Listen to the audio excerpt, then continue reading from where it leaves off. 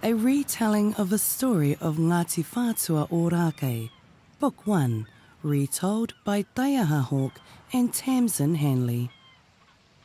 Once upon a long, long time ago, on this land of Aotearoa, before there were any Pakeha buildings, any cars, any motorways, any aeroplanes, before there were any cities and any pollution here, there lived massive forests of millions of lush green native trees. These trees were home to many different types of beautiful native birds and to Māori people. The first people of this land lived in their tribal groups, in their special home places. There are special stories for every piece of land in these islands of Aotearoa. Māori and Pakeha stories, and now other people's stories as well. We need to know these stories because these are our stories.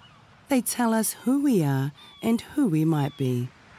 This is one of the stories of one city of Aotearoa that has many different names. Tamaki, Tamaki Nui, Tamaki Makaurau. The lands and the seas of Tamaki were so beautiful and full of gorgeous healthy foods and resources, many different Māori tribes wanted to live there. They had many battles to try and get their own tribe to live there. That is why this piece of land is also called Tamaki Herengawaka, the landing place of many canoes.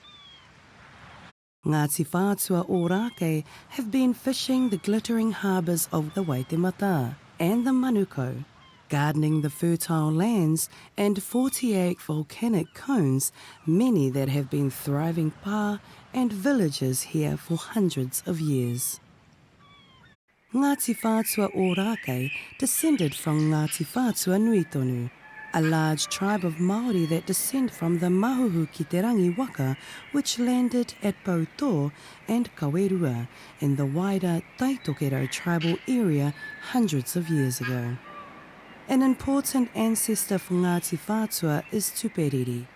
Over a long period of time, there were so many more Ngāti Whātua people that they needed to move to bigger lands and seas to feed and resource their peoples. Tuperiri moved them to Tamaki. Ngāti Whātua had many settlements in Tamaki. One was at a beautiful place called Orakei, next to Maungarangi Toto, right on the sea with a special space and beach called Okahu.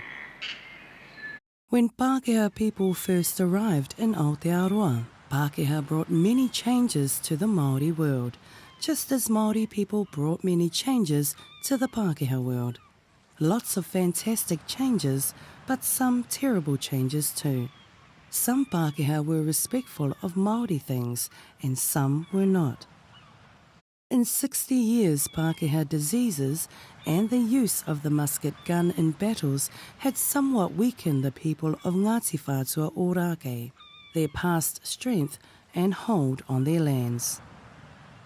Tuperiri was the grandfather of Te Kawau, a Ngāti Whātua Ōrākei chief who later also took the name Apihai. Te Kawau signed Te Tiriti o Waitangi at Manukau Harbour in 1840, in the belief that Pakeha would take authority over the Pakeha who were misbehaving, that Māori would continue their sovereignty in Aotearoa, that Māori who chose to sell land would sell only to Britain, and that Māori would be treated fairly. Titahi was an oracle of Ngāti Whātua Ōrākei. He had a vision that a new people would come to Aotearoa and that the Waitematā would be a central place for this new people.